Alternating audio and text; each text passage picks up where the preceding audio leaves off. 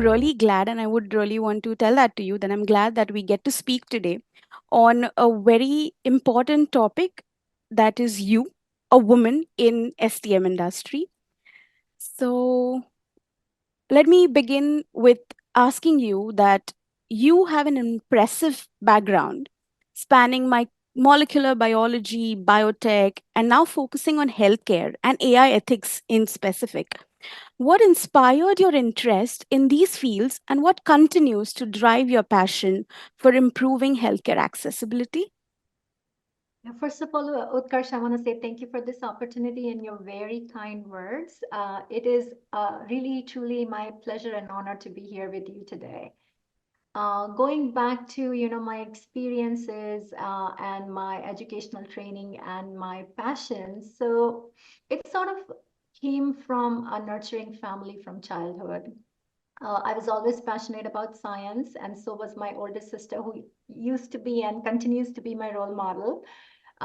So I always gravitated towards science, and in India, the educational structure is such that you are assigned, you can move forward in assigned fields. So of course, biology was something, and chemistry that became a priority for me. So of course, I did my bachelor's in chemistry, but I wanted to move towards biotech because my oldest sister was doing a PhD in microbiology.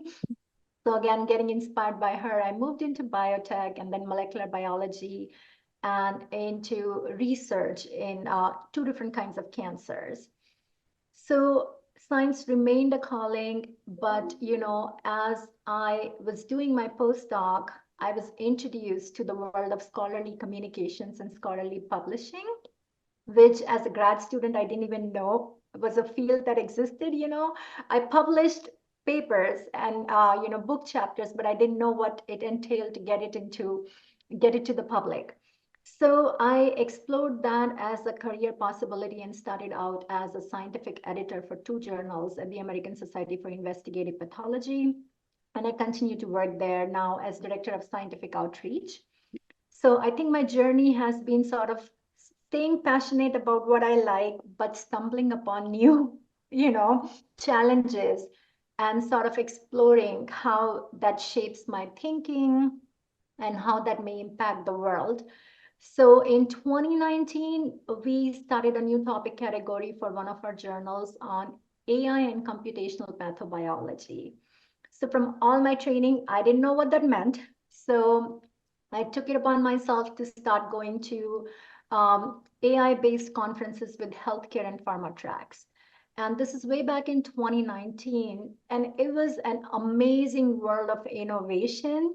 But I couldn't help noticing that folks were not focusing on the ethics and regulation of AI in the healthcare domain, which to me was paramount. So essentially, since 2019, I started networking with people who were working on AI ethics in different domains, especially the healthcare domain. And so that's my journey into the domain. And as I started exploring more, there were so many disparities. And like you rightly mentioned, it's come to the forefront now, with the strong adoption of ChatGPT and large language models like ChatGPT, that people are now thinking about all the effects, intended and unintended, that these AI tools can have on our lives, that really impacts us as humans, the way we perceive the world, and in either bridging some gaps or enhancing disparities in the other cases. I'll stop Yes. there. Yes. I think I absolutely agree with what you said. And like, as the field of AI grapples with risks of bias in algorithmic systems, let's say, so some argue for the value of diversity, including more women creators, like how you mentioned, when it comes to coding, or it is supposedly and preconceived to be a male dominant area where we have a lot of engineers who are males. Uh, and at all stages of the AI life cycle, as you also mentioned in your previous answer, that a lot of big names in the AI world are of males. Do you agree? Is is that what really matters the most? And how exactly can gender diversity strengthen the development of ethical AI system? You've partially covered this thing in your previous segment, but then I think we could help with emphasizing a little more on that. Right, right. And so let me take a step back Yeah, and let's just think about women's health, yeah. right? So till the time that, I was a growing, uh, till the time I was a growing girl child, I was fine. And I didn't know the struggles of having menstrual cycle, for example, and that is still different for each and every woman because not everyone experiences endometriosis, and that could be very debilitating for a lot of women. And it's not accounted for in terms of, if women are able to work or not, should they be getting some time off, in these specific instances. So that's one example, right? Not all women have children. So not until I actually became pregnant did I realize some of the struggles, and it could be different for another person. For example, if you have gestational diabetes, right? So all the procedures surrounding your pregnancy change completely. Like I still cannot attest to what may happen because thankfully I didn't suffer from gestational diabetes like some other of my friends. But that's something that I could never explain to someone who's in the drug delivery or pain management or clinical care setting, right? um, Postpartum depression, it's real, it exists. I remember having conversations with my husband about it. And unfortunately, we do glorify a woman being pregnant with, everything positive that comes with it. But there is a taboo about talking about what happens afterwards because essentially they're left on their own with a child to feed and take care of, right? So those are the challenges that are ignored, especially because they're not talked about in the open. Not everyone sees the same exact situation, and men are completely oblivious, despite the support they provide, are oblivious of actually what's happening inside and outside a woman's body. You can think about similarly menopause. Different women undergo, different sets of symptoms, and it doesn't last for like an hour or two. It lasts for days and weeks and months and years in certain cases, right?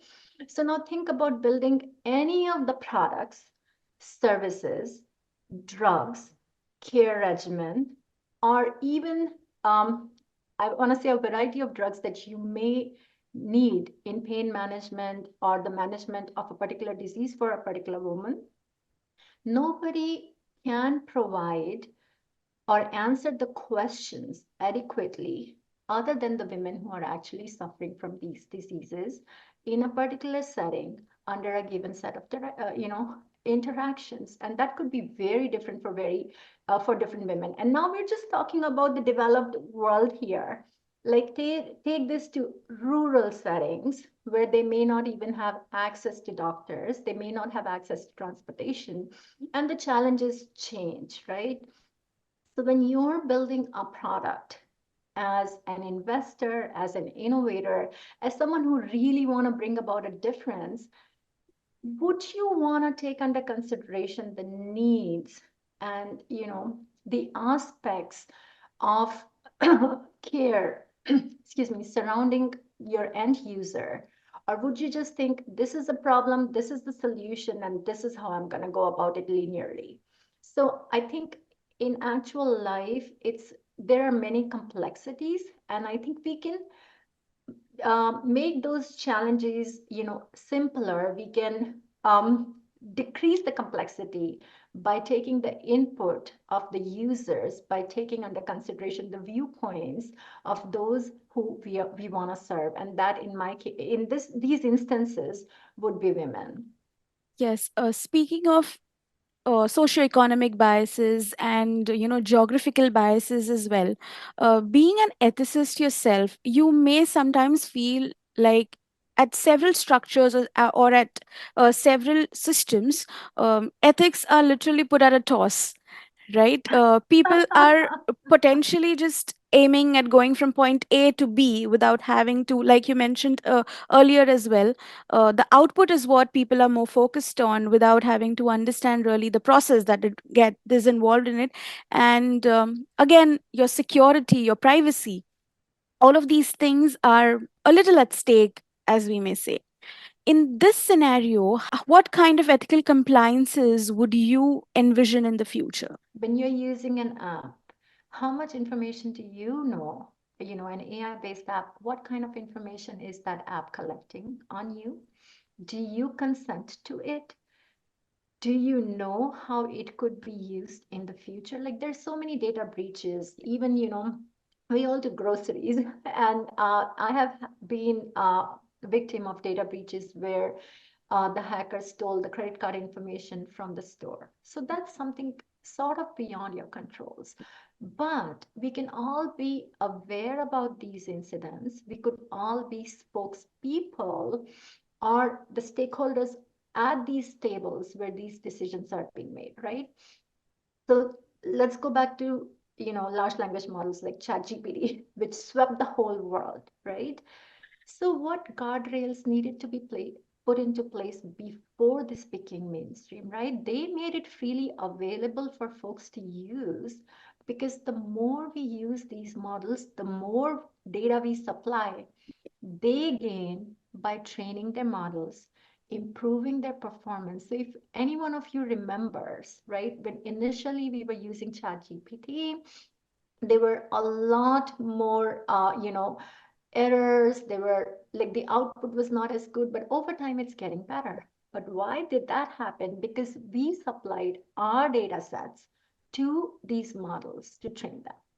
What are the big tech gonna do? They're gonna monetize these models. So of course there are versions of ChatGPT that perform better, which we have to pay to be able to use, right? So think about these nuances, how that may affect us, especially when we go back to the context of healthcare, because I think I have selected doctors based on the trust, the relationship I had with them. They were doctors I never wanted to see in my life because I did not trust them. Yeah. But when my physician, whom I trust, uses AI-based tools for the diagnosis of the disease, for the treatment of the disease, for my betterment, they should have that kind of trust Yeah. in the tools that are augmenting their abilities for me to trust them and for me to trust the healthcare ecosystem. So I think it goes back to trustworthiness, fairness. When we talked about COVID-19, certain individuals are at a disadvantage, but how do we make these models fair enough to be applicable to everyone's needs? So I can go down a list of um, principles, aspects, Yeah. fundamental guardrails that we need to put forward. But I would like to encourage each one of you to start thinking about things that could become better when you're using AI. If you can think of one or two principles that you can embed in that AI tool, because we are all AI ethicists, and AI would touch each one of our lives in ways we can see and in ways we have yet to envision. Like how we just mentioned, that conceived as a male dominant field in itself, you've made your place into it, and you've also started your very own newsletter, speaking yeah, speaking of the murkiness of the whole system. It really is inspiring as a woman, and also I'm sure it will help a lot of aspiring women scientists and researchers to take on AI as a field of study, and then probably work toward ethicizing it and making sure that ethical compliances is enabled throughout the process. Uh, with that being said, in your opinion, what role should investments in women play in bringing women at the forefront of research and academia, especially when they're pursuing um, a field of study that is not generally being taken up by women? And what strengths do you think can women add on in driving progress in that particular field? Thank you, Utkarsh. No, I think these are some loaded questions and they're very relevant. And, Yes. you know, I mean, my mind is going in so many directions. There's so much I want to say. I also want to put in a plug. Well, thank you for putting in the plug for the newsletter. And I wanted to say on that aspect, you have to bring your own tribe. As a woman, there are many challenges and they're real. The things that men do or men may like to do, for example, if they're setting themselves up for a promotion, when looking at men, sometimes it's like they have the potential to do that job, so they should be promoted. When looking at women, you have to first do the extra work, prove the worth that you can, and then you get promoted for what you have already achieved.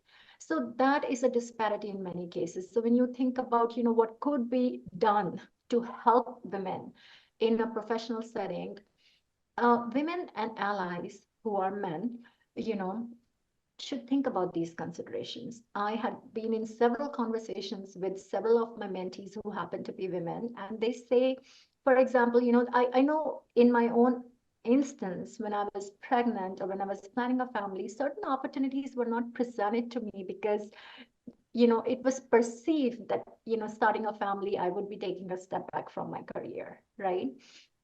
Thankfully, I had support systems in place that did not impact my career, but that doesn't happen with every single woman, right? So give women the time, space, and resources and the opportunity to make that decision for them.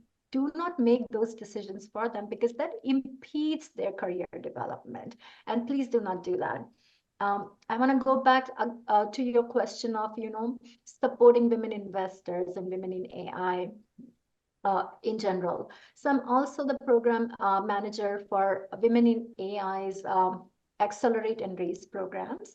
So essentially, these are programs where it's put into place by an entity and organization, another not-for-profit called Women in AI, which has many chapters across the world. So there's a global footprint. So we bring in folks who can train women to generate funds, venture capital for their innovative AI products. So essentially, we'll provide them with tools and resources and also help them prepare their pitch decks so they can go in the real world to get some funding for their startups. And it's very surprising. And you, thank you for mentioning about the 100 women of the future.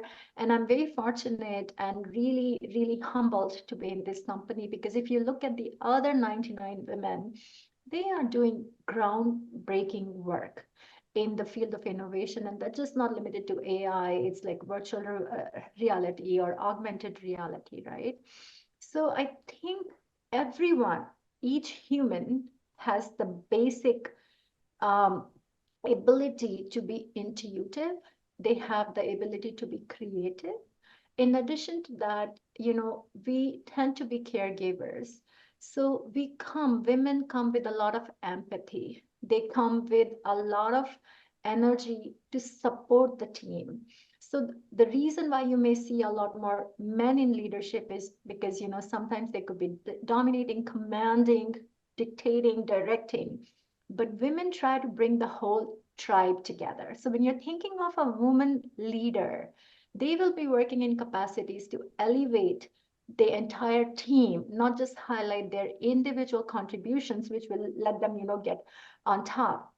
And a very recent example, I was in conversation with three great women leaders, and they had the ability to continue in that position for another year or give somebody else a chance to come in.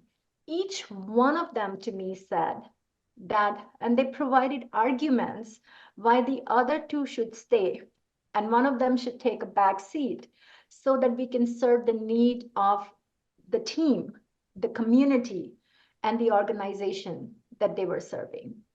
And the only one thing I said to them, think about what a man would have done, right?